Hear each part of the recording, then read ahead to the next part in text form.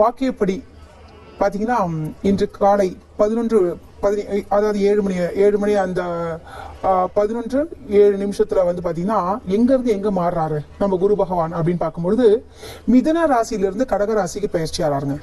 சரி, கடக ராசி என்பது என்ன மாதிரியான விஷயம் அப்படின்னு பார்த்தீங்கன்னா குரு பகவான் 12 ஆண்டுகளுக்கு ஒரு முறைதான் அந்த இடத்துக்கு வருவார். அதுவும் ரொம்ப ரொம்ப முழுமையான பவர் என்று சொல்லுவாங்க, உச்சபலம் பெறக்கூடிய ஒரு ஸ்தானம் தான் இந்த கடகராசிங்க.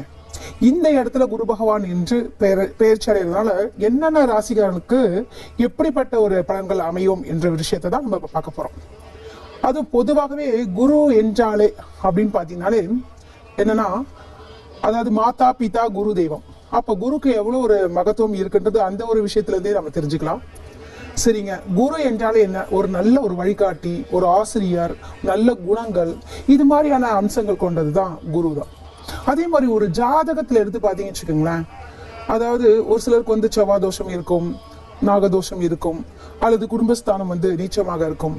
இது மாதிரியான இடங்கள்ல வந்து ஒரு ஜாதகம் கெட்டு போயிருந்தா கூட சரிங்க, கடைசியில ஒரு ஆப்ஷன் வைப்பாங்க இல்லையா, அதுதாங்க குரு பார்வை இருக்கா. ஏன்னா குரு பார்வை கோடி பலன் தரும் என்று சொல்வார்கள்.